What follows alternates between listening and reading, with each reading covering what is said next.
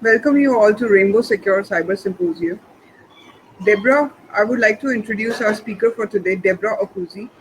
She's security and she works with security and compliance at Dropbox. Debra worked with an exceptional team in Dropbox as a trusted advisor for security, privacy, and compliance for the Dropbox business and Hello Sign products and their integration with various enterprise architectures. She spends weeks, months working with leadership and technical teams to build their organization cybersecurity framework, strategies, risk management, models, and security architectures. Cybersecurity is not just a field of work, it is also an area that she's passionate about innovation,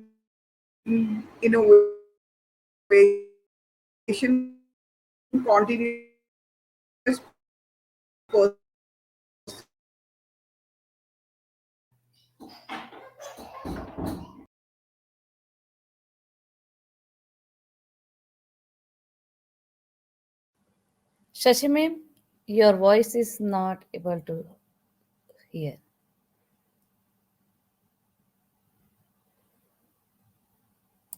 Yeah, I think if Sasi can turn off the camera and then talk, then the bandwidth would be better utilized for the audio.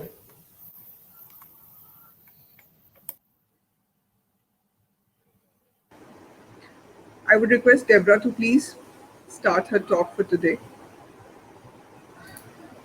Perfect. Thank you so much, Shashi, and thank you, Nihal and Debra, over Dhaval, to you. for this invitation. I'm really keen to, learn from you all and see the talks that have been happening over the past week in this Trustober month, as well as, share some of insight on from my end as well and from my experience so far in security. So for today, what I'll be focusing on to have a conversation with you and share on is on securing digital transformation. And this is something that I'm sure, is not the first time we are hearing about this. Digital transformation has been happening or being talked about for over a decade now. Sometimes, it's more prevalent to hear about digital transformation in one sector, that is very fast to adopt new technologies, or very fast to innovate. And in some other sectors and some other industries, they're a bit slower and they will call themselves maybe followers of the trend. So digital transformation is not new. However, we're just going to talk about a few more considerations for security in that process. And it's not much different either from what has been happening in the developer operations parts, where there is a move to shift left in the development process with DevSecOps. There is also a move to start from the beginning, doing a new digital transformation journey, or to also make sure security is in place through that process. So I will go into a little bit around that, to talk about with yourselves, like, what is digital transformation, different perspectives on it, and why is it important? How does it influence different sectors? Focusing on people, process, technology, the cloud, the data, and we will also talk about some best practices to consider that digital leaders or heads of IT delivery can consider in their digital transformation journey as well. So there is a Q&A as well. If you have any questions or any thoughts, please feel free to put it in the comments, and happy to leave a few minutes at the end of the session to talk to you about that as well. And just before I begin my talk, a quick introduction of myself. I have been in security for over 10 years and in IT as well. Quite a lot of time working in consulting with the Big Fours, and worked across almost all the sectors, from public sector to technology, to education, and manufacturing. Currently, I lead the business teams program for security, privacy, and compliance at Dropbox. I also provide cybersecurity advisory to scale-ups and startups at different points to look at their business model for the cybersecurity products, as well as their cybersecurity programs as well. I'm a researcher, do a lot of work around reverse engineering, malware, pen testing, and consult with various organizations as well. So just to kick this off right now, the key question is always, we wouldn't jump straight to having a conversation about securing digital transformation, but we'll go back to the beginning, and the question is, what is digital transformation? And put simply, it's the use of technology to radically improve performance and operate more efficiently. And it's not just for improving performance. It's not just, how can we continuously improve our processes, our performance, and how can we work more intelligently, but it's very much focused on the use of technology for that process. The use of technology to save time, the use of technology to save costs, the use of technology to save and reduce scope creep of technology as well. We have seen quite a lot of adoption of digital transformation in itself, across various industries. It could be from analytics, data analytics, big data, to mobility that's in using quite a lot of advanced cities right now. Social media, smart embedded devices, IoTs, even enterprise resource planning solutions for customer relationships, internal processes, value propositions. All of that is coming to say, how can we look at the processes that we have in different business units, from HR to marketing to the sales team to the technology team to the development and engineering team? How do we take those different processes? How do we leverage technology to drive more value for efficiency, save time and cost, and also to do those things more intelligently as well? Now, the key question has been, why is this important right now? Why is this, not just right now, but why is it still a conversation? And why is you still have a lot of businesses and organizations talking about digital transformation? It comes down to so many different aspects. Software is a crucial one. Technology is a crucial one. It's so easy to get access to new solutions that make process easier. And for example, organizations using Meets, an example, one of the innovations that came in for virtual conferences and summits like this one, due to the pandemic, which is great because it gives so many people across the world an opportunity to have access to information, have access to thought leadership that they would otherwise be hampered by physical distance. So from where I am right now, I live in the Republic of Ireland. I can attend a conference in the US. I can attend a conference in another part of Europe, in APJ region as well. So there is so much that technology is providing through that transformation process. There's also a shift around, data itself. We hear people say that data is the new oil, and it helps to inform what is important to humans. Of course, there is a privacy part around, how should data be used appropriately to respect the rights of individuals with the GDPR and other regulations. But coming back to the value that data provides, is crucial in every sector, from healthcare, social media, and just figuring out how public sector and government bodies can even provide more infrastructure for their citizens and their residents. Analytics is also a crucial one, Internet of Things. And in all of these drivers and all these disruptions for digital transformation, cybersecurity is not on the side at all, because all of these technologies or solutions rely on technologies that are of importance to various threat actors. And it could be threat actors that are targeting them for personal gain. It could be threat actors that are targeting them for nation state considerations, for surveillance or cyber espionage, or competitor intelligence, or just script kiddies that just want to take down various systems. So while the shift for the digital transformation is happening at a business level, at an individual user level, cybersecurity is not left on the side for that either. It's a crucial element overall. Um, we do go into another aspect, where we look at why digital transformation, and there are many elements of that, and good kudos to the internet, good kudos to accessibility to systems. Different stakeholders have so many options. If I'm looking for a new process for brainstorming, there's so many solutions. If I'm looking for a solution for noise cancellation, there's so many solutions. Cloud storage, SaaS products IaaS, website hosting. There are so many solutions that stakeholders have access to, and what they want is the best product.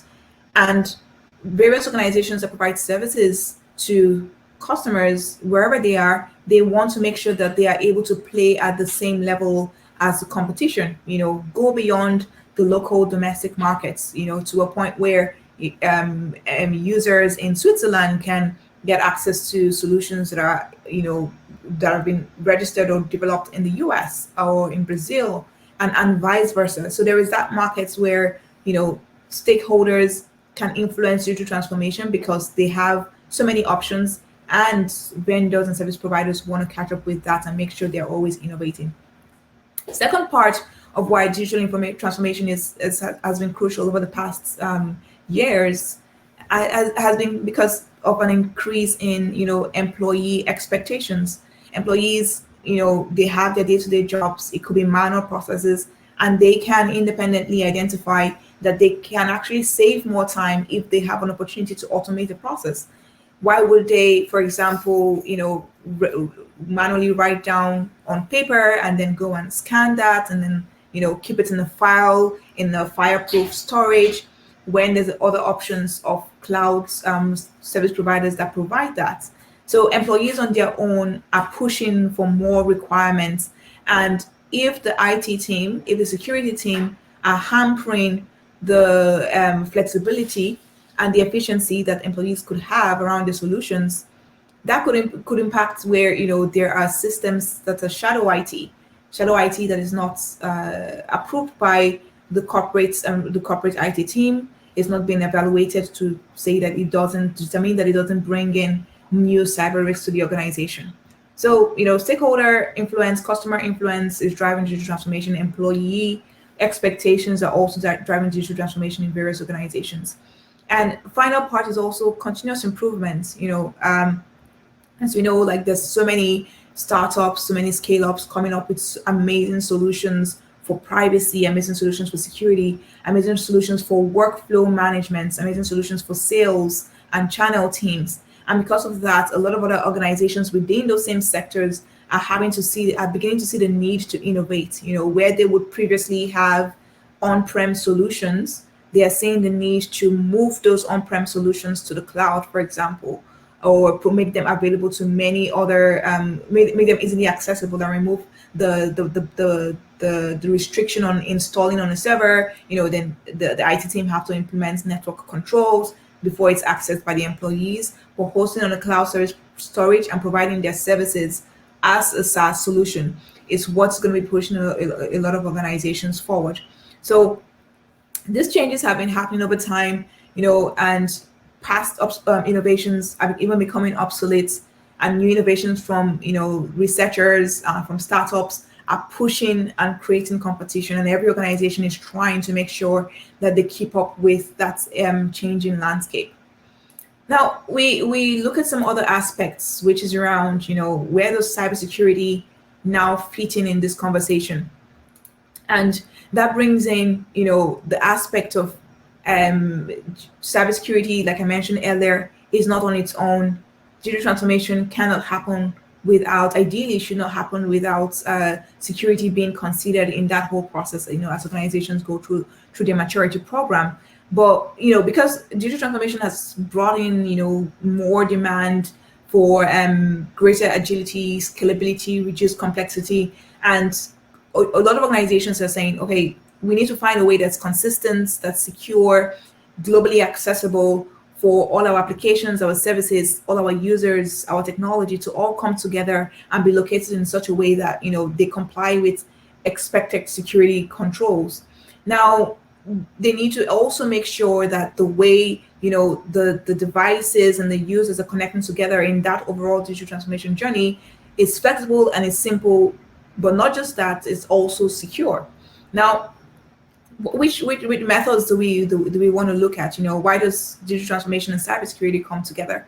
And if you notice from these graphics, there's the core part, that's in every single operation in any organization. There is a people, and there's a process, there is a technology that they rely on. So the people could be employees, interns, contractors, vendors, service providers, The processes are, how they go about their day-to-day work, all the actions that they take. And the technology is going to be what they rely on to do their day-to-day business. Could be like, emails, email service providers, cloud storage providers, infrastructure services, and other security solutions. But there has still been that continuous trend, to move from that manual core part to move to the cloud. And that was something that we did see through the start of the pandemic. There was a shift from, on-prem solutions to what are the, remotely accessible solutions that can enable the distributed workforce, the employees and the users that are working remotely from home, for example. And that has not changed much. But where we've seen a lot of organizations after the pandemic, the initial constraint of the pandemic has eased a little bit. They are going back to a hybrid model. So where we had, for example, fully on-prem organizations with their security controls around a network where employees can only be physically located in the office to access company IT resources. They moved to a model where it was fully cloud because, of course, the lockdown, they couldn't get any other access to systems. But now that things are easing, we're not seeing organizations going back from fully cloud to fully on-prem. We are seeing them adopt a more hybrid methodology. So there is that perspective of the cloud supporting the people, the cloud supporting the processes and the technology being hosted in that aspect as well. But the cloud is not separate on its own. The data that the teams work with is also crucial. How sensitive is that information? How secure is it from ransomware attacks? How secure is it from unauthorized access by teams that shouldn't have access to it? The system that hosts the data as well, how is it secure from DDoS threats and risks as well? So as organizations are beginning to move to that digital perspective, their threat landscape is also changing. They're beginning to say and find new concerns, new considerations as well to make sure their data is secure, the systems are secure, and they're able to provide services as is required. Now we go a step further again to understand what is important, and you can't actually talk about security without talking back to the key elements that make up security, and that is confidentiality, integrity, and availability. And just in the graph below, there's a reference digital maturity and scale from a third party there, which I felt was a very good one to use to demonstrate where organizations can go through their digital transformation journey. And if you see from the left is they are reactive. For example, if they are at the very low level in their in their digital implementation, they could just be reactive, where it's when a manual request comes in, they fill out the paper form and send that out. Or they could take a step forward and be a bit more organized, identify where their data is, identify who uses it and who it's of importance to, and begin to have clear picture of where their data is, how the data is used, who has access to it. And that can move from an organized part to a more digitized part, where instead of organizing in physical folders or physical file systems for the different teams, they could begin to move that to cloud service providers for ease of access. Instead of having to be in the office all the time, an employee can be at home or in a remote location where they are working from, where they're connecting virtually into the office, and it can be digitized. Now, you could have, for the finance team working with a digital platform. You could have marketing working with a digital platform, all of them coming together, all of them connected appropriately. But going a step further to a truly digitally mature organization is where there is automation around that data, and not just automation for the workflows to to ensure that it's more efficient and more intelligent. For example, where it takes 3 steps to convert a document before it's shared externally, it takes 1 step because the user just has to click a button, and behind the technology, the digital technology actually takes the necessary 4 clicks and saves time. At the same time, these steps can also overlap with what is needed for security. For the workflows, for the day-to-day processes, can also overlap with security, where you then begin to have intelligence, security, automation, intelligent security processes to secure data, to secure systems, to secure identity, and access management to those various systems. And at the core of it all, no matter what it is in that journey, and I've seen a lot of risk matrices, confidentiality, integrity, and availability are super crucial and can be mapped to any requirements in that process. So if, for example, a file is being shared by a particular user, how do you put controls intelligently on the system or policies on the system to secure that file that has sensitive information that's being shared externally? So there is quite a number of opportunities for security to layer up in that digital transformation journey and provide a lot of value to the business beyond IT as well. Now, the next part, or the pretty much the last section here, is talking about considerations in securing that digital transformation. So we've talked about what is digital transformation. We've said why digital transformation and cybersecurity. Now we want to talk about the how. How should this be applied? How should this be implemented? Now, just swap my screen there to show you a view into four of the key items that are super crucial in securing digital transformation across that journey. And these four elements should ideally be top of mind for any new project that comes in any organization, whether it's a bank, whether it's tech or healthcare. It's crucial to have it top of mind the quick four items to secure in that process. And one is taking the step to digitize securely. Whatever is being done, whatever is being taken in the cloud first approach, secure that appropriately. And I'll go into these four in a bit more detail shortly. Second consideration there is centralization of identity and access management, because you cannot be able to protect a system if you don't know who is accessing it and you don't have those appropriate gateways in place. Third piece is deploying a zero trust architecture. And the fourth is operationalizing a vendor management program. Those four elements are some of the key considerations. If there is a tier one digital transformation program that should be put in place and security team needs to come on board, these are the four key elements that they should consider. Now, what are those key elements, and what do they mean, and what value do they provide? And we'll go into the first one around digitizing securely. And that comes back to the aspect where in the past there used to be different networks in a specific location, and the organization wants to move to a point where they adopt a cloud first strategy, because number one, it saves a lot of time, it saves the resource intensiveness on the IT team, so they can actually focus on what matters. So moving a lot of the onus of securing secure responsibility, physical security, compliance to a third party infrastructure as a service provider or a cloud security as a service company is super crucial in that process. Also making sure that cloud security controls are deployed in that process. So it's not just enough to adopt different cloud security solutions or cloud solutions to be specific. That makes work easy for your team and they can access from anywhere. One has to think about the specific security controls that should be in place for those teams as well.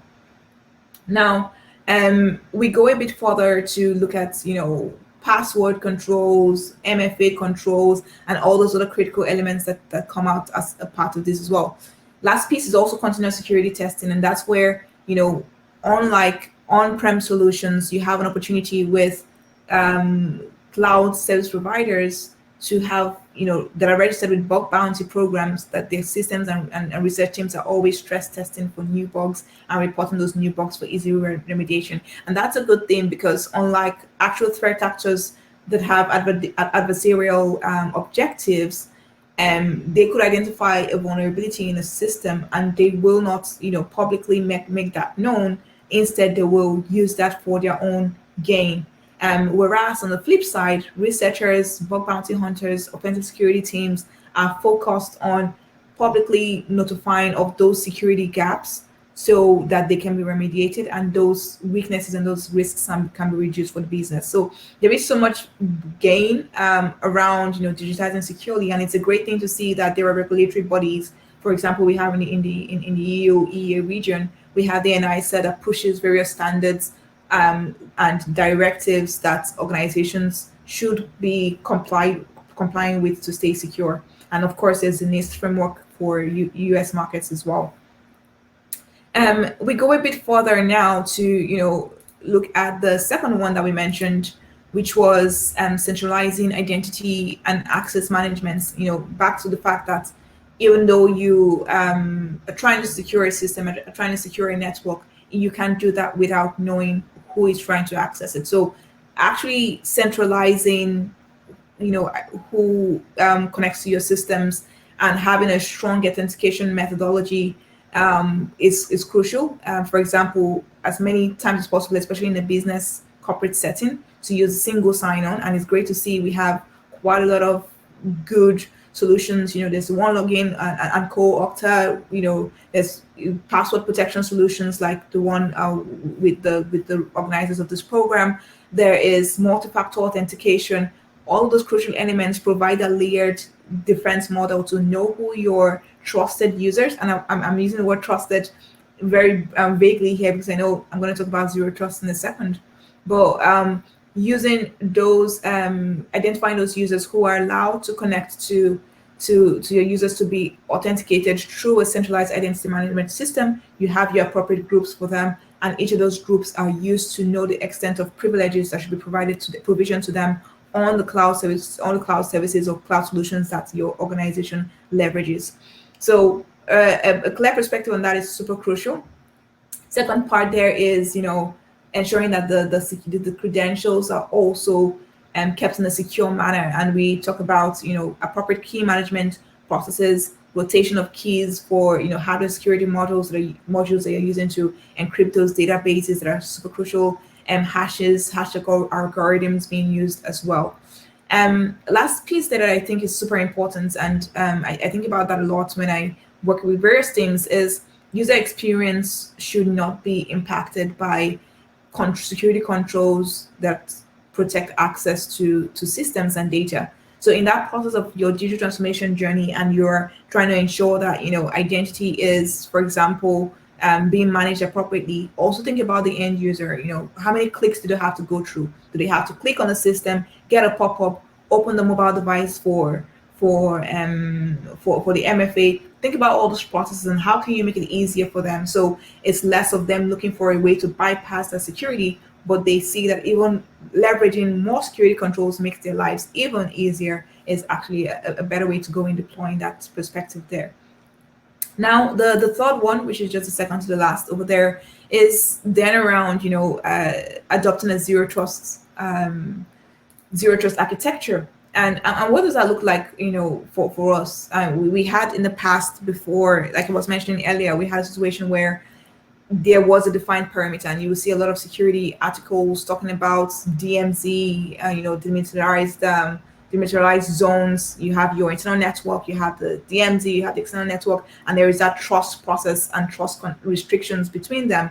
You have VIP for employees or teams to access the internal IT resources. They will have to log into a VPN, and then this, access is then granted with that, or they have to be restricted to be physically present in the organization for that to also happen. However, I think there was a new executive order in from the US a few months ago that actually, verified a lot of what forward-thinking organizations have been thinking about, which one of them is around zero trust, and another is encryption.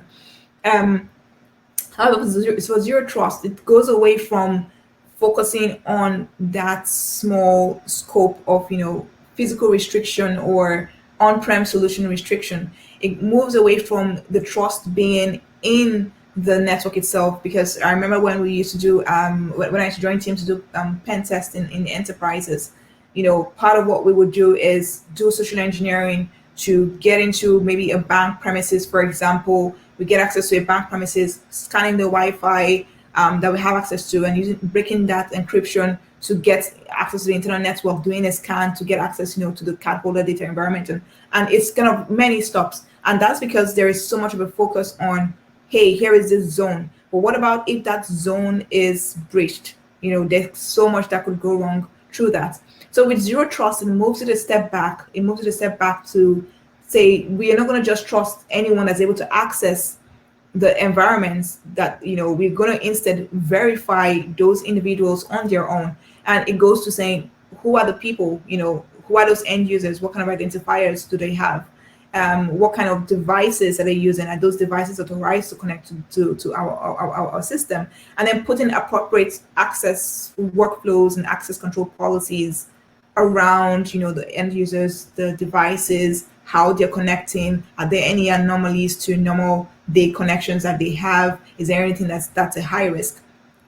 And typically in pushing for zero trust architecture, not a technology, because there's no product that's is for zero trust. It's pretty much various products coming together to give you a zero trust model or zero trust architecture. So you can actually use quite a lot of existing technology for that. But it comes back to the first part: identify, and the NIST CSF has that as the top piece. You need to identify what needs to be protected. You need to know what needs to be protected. What are those key assets that need to be protected?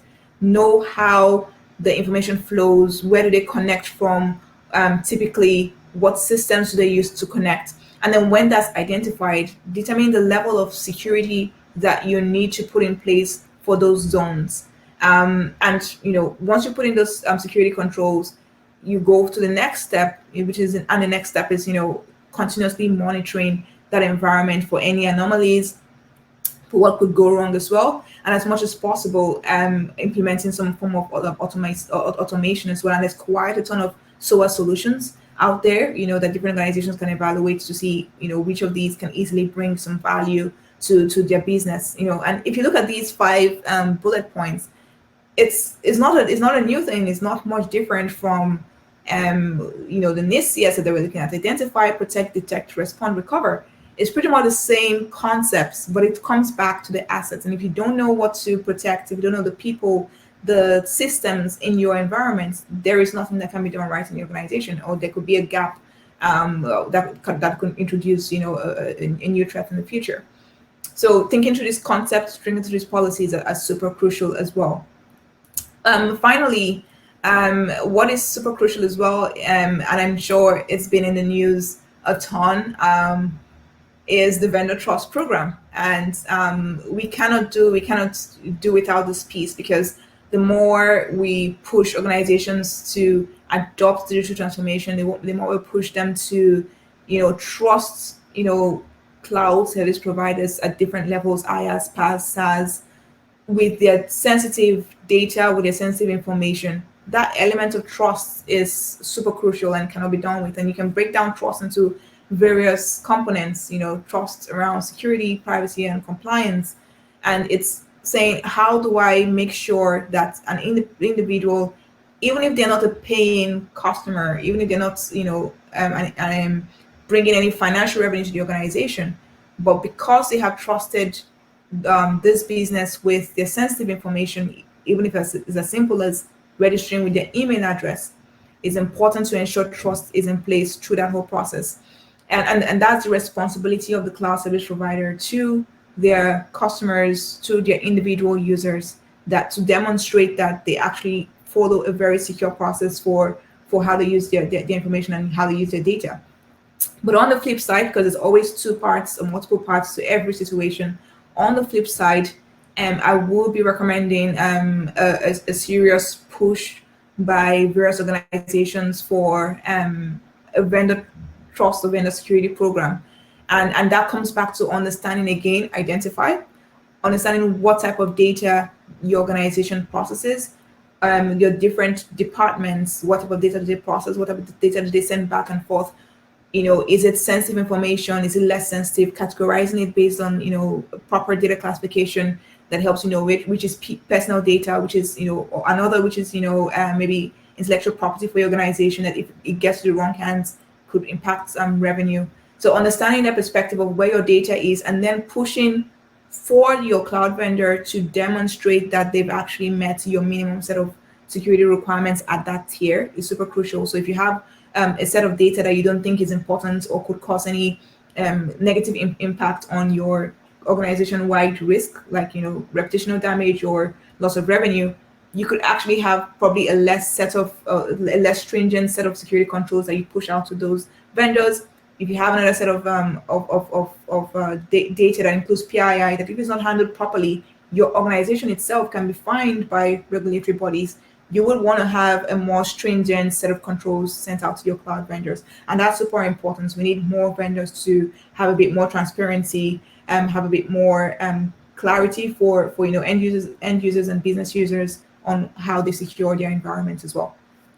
Um, so thank you so much for listening to me for the past few minutes, and again thanks to Nihal and Debra for the invitation. And that will be all from me now. Thank you.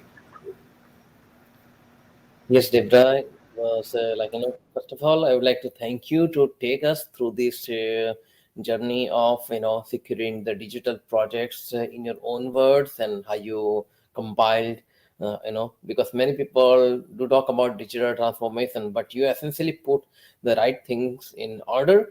Hey, secure your cloud, secure your access, secure and monitor, different activities that happens around the use cases. So I think it was very helpful, and we got a lot of comments here from our audience. Many do agree with that. That digital transformation do help organization grow, but at the same time, you have to make your way through upgrading from old technology to the new. And we have actually one question in the chat. They say that ask if that how do you know if the digital transformation is working for an organization? So looks like they're asking for any sort of metrics or anything that is Yeah. measurable control. So, so I would always move away from a one size fits all approach in terms of measurement. And I think it should be very custom to your business, custom to your organization, and the goal for why you launched that transformation program in the first place.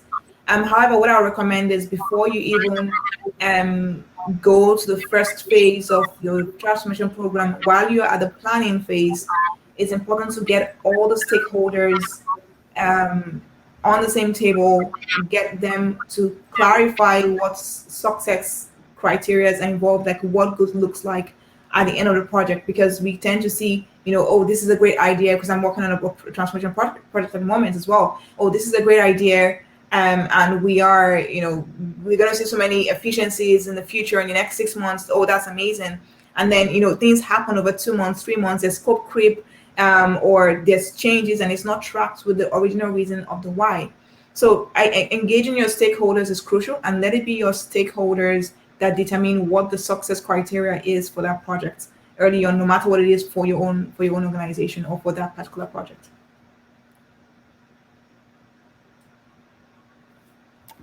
Yeah, I And think I hope that's that answers your question there.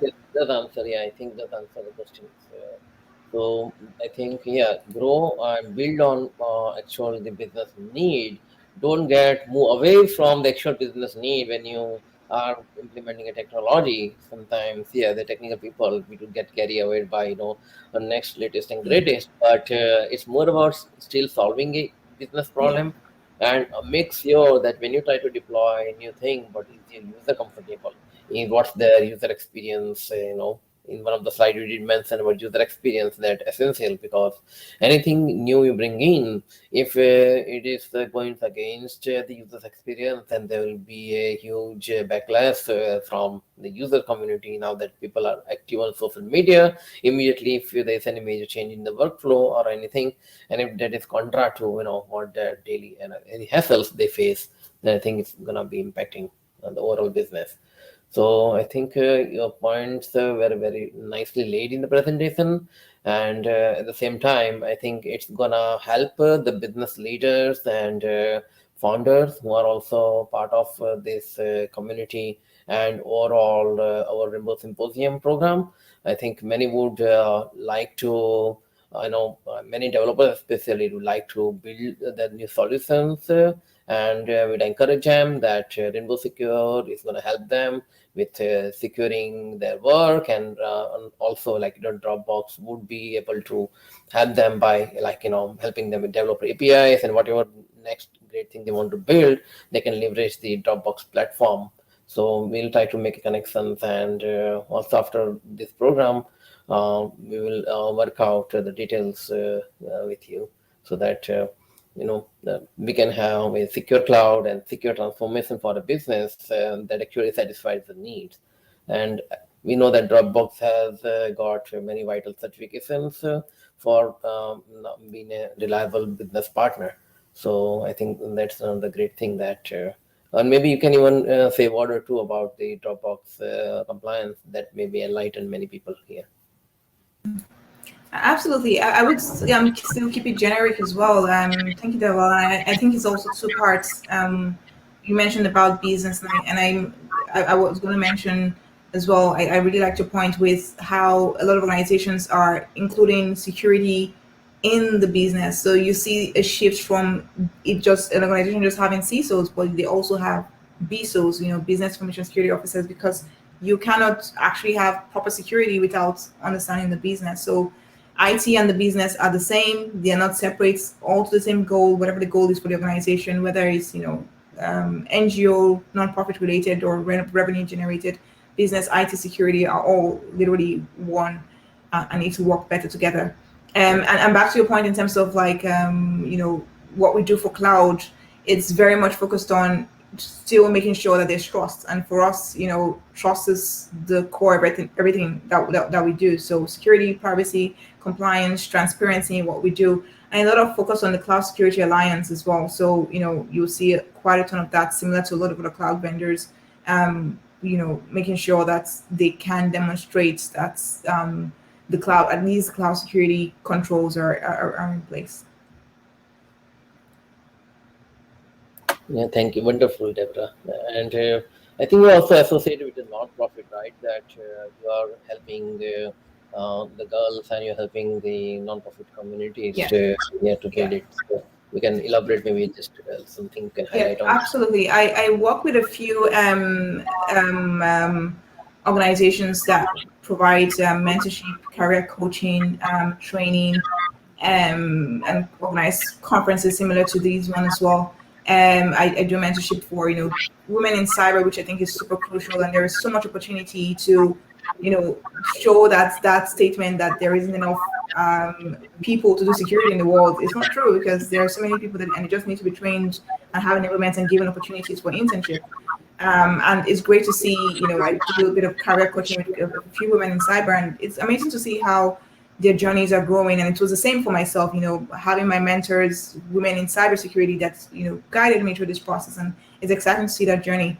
And a bit of work I do on the side as well is with, advisory for NGOs, nonprofits. So, no revenue for my team and I in that situation. For profit organizations, I provide consulting services as well, bringing my my years in PwC, KPMG, Deloitte, and Co to the fore there, and I enjoy that so much, because it's it's a lot of value for it, a really crucial part that could it's little mistake around security can have such a huge impact, negative impact on an organization. So it's important to have those conversations, get the right people on the table, and see where security can actually be a value for the business objectives. Thank you, Debra. This was very nice presentation. Thank you. And also, our last question: do you have any startup program that Could our you clarify? yeah, I think somebody asked if do you have any startup program. I think in your we'll work it organization? out. Yeah, we're gonna work it out with Debra. So we'll have, we're gonna have program set up. So yeah, we'll be working on announce soon. Yeah, perfect. I think it Thank was you. very lovely work you are doing. Outside of your work also, all this help you are doing to NGOs and all the Yes. help you are paying it forward by mentoring others, girls, women. Very nice. Thank you. Thank you, Debra. Thank you all.